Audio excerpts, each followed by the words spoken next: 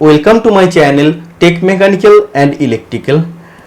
जब से BA/RC का एडमिट कार्ड रिलीज हुआ है तब से आप सभी स्टूडेंट का तरफ से बहुत सारा SMS कमेंट भी आ रहा है और कॉल भी करके आप एक ही बात पूछ रहे हैं, सर इसमें जो टोटल 3 स्टेज में एग्जाम होगा, स्टेज 1 जो हम लोग का प्रिलिमिनरी टेस्ट है उसमें हम लोग को सिर्फ क्वालिफाई होना है या उसमें भी सर मेरिट बनेगा, उसमें भी सर अलग से कटअप बनेगा और उतने तक कैंडिडेट को सिलेक्ट किया जाएगा। और आप लोग पूछ रहे हैं सर हमें स्टेज 2 में मिनिमम कितना मार्क्स लाना चाहिए तब कि हम सिलेक्ट हो जाएंगे BA/RC एग्जाम के लिए या BA/RC रिक्रूटमेंट में। देखिए इन दोनों सवाल का जवाब मैं आपको देने वाला हूं। सीधा बात आप सुन लीजिए, जो आपका टोटल 3 स्टेज में एग्जाम होगा BA/RC का, वेट, उसमें आपका पहला जो स्टेज होगा स्टेज 1, ये आपका होगा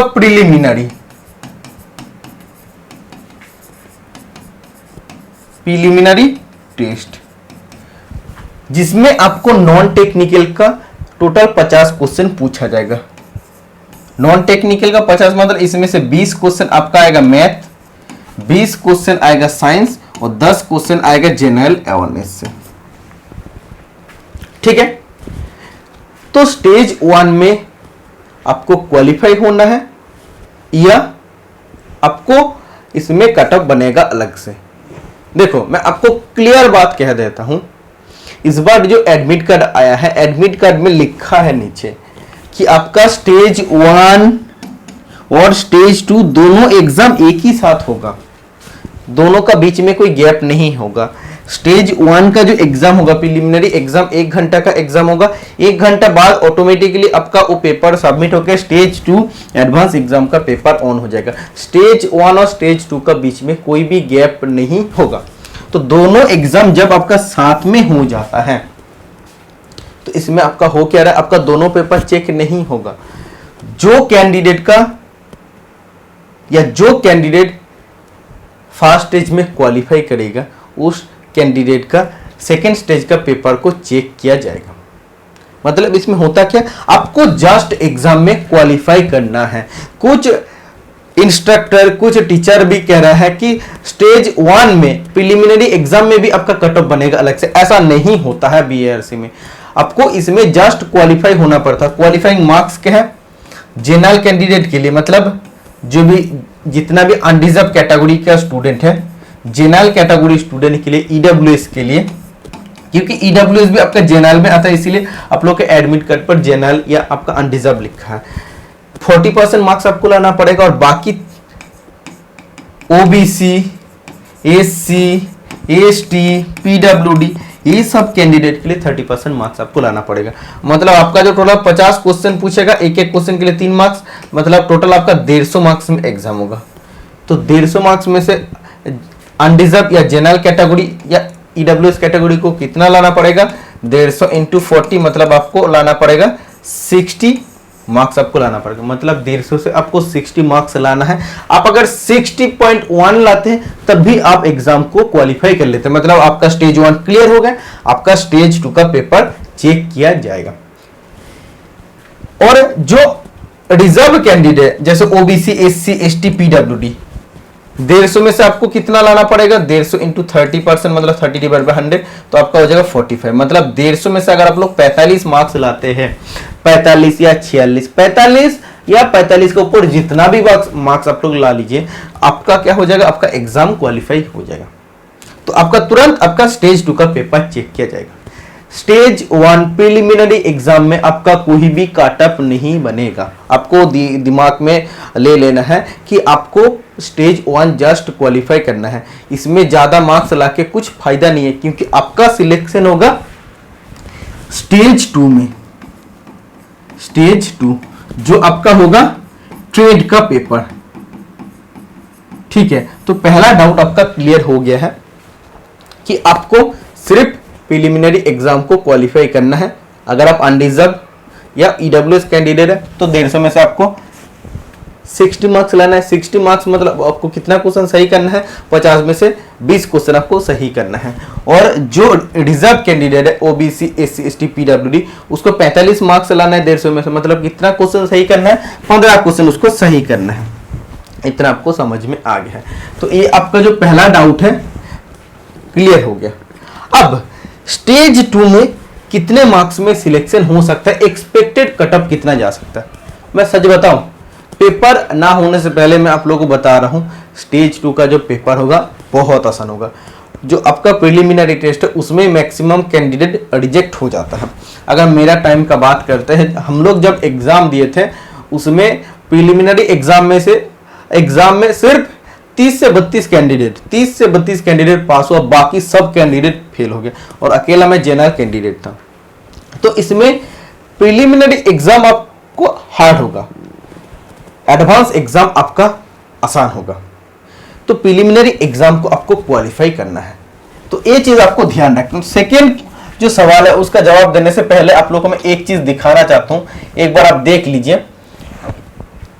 आप लोग का सामने एग्जाम आ गया है, तो आप लोग जितना भी पढ़ लिए उसको रिवीजन कीजिए और जितना हो सके मैक्सिमम आप एमसीक्यू प्रैक्टिस कीजिए। आप लोग का सामने है एडवांस एग्जाम स्टेज 2 के लिए test series 30 mock test series आपको मिलेगा, इलेक्ट्रीशियन के लिए, वेल्डर के लिए, इलेक्ट्रॉनिक्स मैकेनिक के लिए, इसका बाद टर्नर मशीनिस्ट के लिए, फिटर के लिए। Stage 2 total 30 mock test series आपको मिलेगा।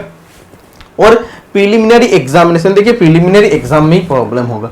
आप लोग का सिर्फ प्रिलिमिनरी एग्जाम को क्वालिफाई कर लेना है। प्रिलिमिनरी एग्जाम में जो कैंडिडेट क्वालिफाई होगा ना, उसका एडवांस एग्जाम में, अगर सेकेंड क्वेश्चन का मैं आपको जवाब दे रहा हूं, एडवांस एग्जाम में अगर वो 150 में से अगर 70 से 80 मार्क्स है, 70 मार्क्स ही आप लेके चलिए, उतना भी अगर आप लोग लाते हैं तो आपका सिलेक्शन हो जाएगा। क्यों हो जाता है? क्योंकि उसमें बहुत कम कैंडिडेट क्वालिफाई होता है सेकेंड स्टेज में जाने के लिए। पहला स्टेज का एग्जाम बहुत डिफिकल्ट हो जाता है, इसीलिए प्रिलिमिनरी एग्जाम के लिए मैं टोटल 50 मॉक टेस्ट सीरीज आपको प्रोवाइड कर रहा हूं, जो जिसका वैलिडिटी सबसे अच्छा बात, जिसका वैलिडिटी लाइफ टाइम है। जैसे BRC, NPCL, NFC, IPR, RRCAT, IG का, वीईसीसी, एएमडी, जीएसओ, एचडब्ल्यूबी जैसा किसी भी एग्जाम का जब आपका रिक्रूटमेंट आएगा, सबका एग्जाम पैटर्न सेम होता है। 3 स्टेज में एग्जाम होता है, प्रिलिमिनरी, एडवांस और स्किल टेस्ट। तो उसमें आपका ये वैलिडिटी लाइफ टाइम रहेगा। तो इसमें टोटल आपको 50 सेट मिलेगा। हर सेट में आपको जैसे एग्जाम में मिलता है 50 क्वेश्चन में से 20 क्वेश्चन साइंस, 20 क्वेश्चन मैथ और 10 क्वेश्चन जनरल अवेयरनेस, तो आपको इसमें मिलेगा। तो प्रिलिमिनरी एग्जाम को आप लोग अच्छा से तैयारी कर लीजिए। देखिए मेरा बात है, प्रिलिमिनरी एग्जाम तैयार करके जाएगा और एडवांस एग्जाम के लिए जितना भी आप पढ़ लिए है वो आप लोगों के लिए काफी है। आप एमसीक्यू सीरीज प्रैक्टिस कर लीजिए, एमसीक्यू प्रैक्टिस सिर्फ कीजिए, थ्योरी आपको एक्स्ट्रा पढ़ने का जरूरत नहीं, थ्योरी को रिवीजन कर लीजिए। और आपका पास निम्मी, एशियन पब्लिकेशन, बल्ब, आप जैसे प्रीतम ठाकुर, और आप जहां कभी आपका पास टेस्ट सीरीज आप ले चुके हैं या लेने वाले हैं, उसका टेस्ट आपको अच्छा से अटेम्प्ट कर लेना है। ठीक है, देखिए टेस्ट में अगर ज्वाइन होना चाहते हैं तो इसका लिंक मैं डिस्क्रिप्शन बॉक्स में प्रोवाइड कर दूंगा। लिंक पे आने के बाद आपका सामने ए पेज ओपन हो जाएगा। इसको सबसे पहले आप डेस्कटॉप साइड में ऑन कर लेना है, ये 3 डॉट में क्लिक करके। इसका बाद आपको रजिस्ट्रेशन सेक्शन में जाके रजिस्ट्रेशन को कंप्लीट कर लेना है। रजिस्ट्रेशन जब भी कंप्लीट हो जाएगा, डैशबोर्ड सेक्शन में जाके मेल एड्रेस और पासवर्ड देके लॉगिन करना है। जो पासवर्ड आप रजिस्ट्रेशन का टाइम देते हैं, उसके बाद कोर्स सेक्शन में जाके आप जो भी कोर्स का सब्सक्रिप्शन लेना चाहते हैं ले सकते हैं। देखिए इसमें 2 आपका जो सवाल था क्लियर हो गया। प्रिलिमिनरी एग्जाम में आपको सिर्फ क्वालिफाइंग मार्क्स प्राप्त करना है, तो आपका प्रिलिमिनरी एग्जाम क्लियर हो जाएगा और वही आपका डिफिकल्ट होगा। और जो आपका स्टेज 2 होगा, स्टेज 2 में आपका अगर 150 में से मैं जनरल कैंडिडेट का बात कर रहा हूं, अगर आपका 70 से 80 मार्क्स भी आ जाता है ना, तो आपका सिलेक्शन हो जाएगा। क्योंकि इसमें मैक्सिमम कैंडिडेट कहां पर छट गया आपको पता है, एज का वजह से मैक्सिमम कैंडिडेट फॉर्म फिलअप नहीं कर पाए।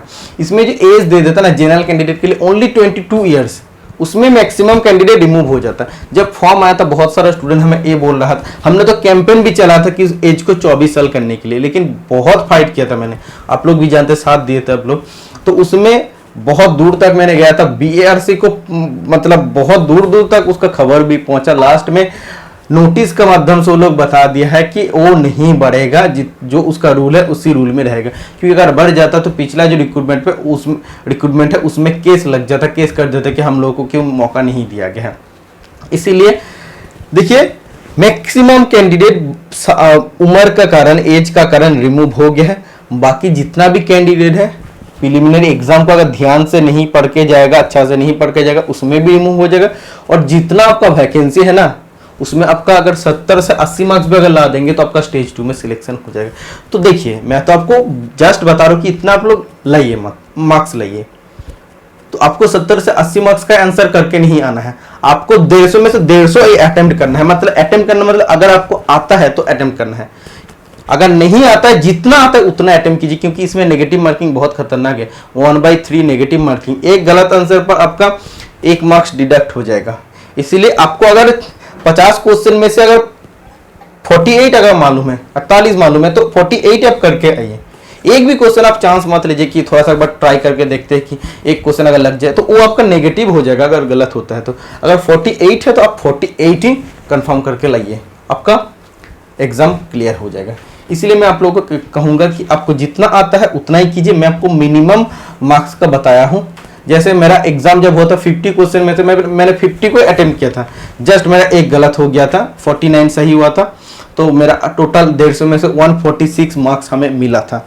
मैंने आप लोग को RTI करके जब मेरे को BRC से पता चला, मैं एक वीडियो में आपको दिखाया वही हूँ कि इसमें 150 में से मेरे को 146 मिला है, और शायद प्रिलिमिनरी एग्जाम में से 120 का लगभग हमें मिला था। तो प्रिलिमिनरी एग्जाम में भी देखिए, आपको क्वालिफाइंग मार्क्स में आपको बता दी हूँ, उतना तो रिस्क आपको नहीं लेना है कि अगर आप रिस्क ले लेते कि हमें सिर्फ 15 क्वेश्चन करना है किसी रिजर्व कैटेगरी के लिए, और जो जनरल कैंडिडेट है वो 20 क्वेश्चन करके आएंगे, उसमें से अगर एक गलत निकल जाए तो आपका गया।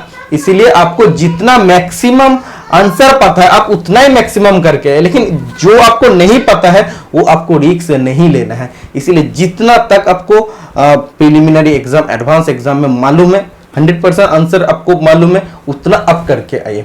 मैं आपको बता दिया हूं कि इतना ही आपको करने से आपका एग्जाम क्वालिफाई, उतना नहीं कीजिए, आपको जितना आ रहा है। आप अगर 24 कर सकते क्वेश्चन, 24 का राइट आंसर करके आइए।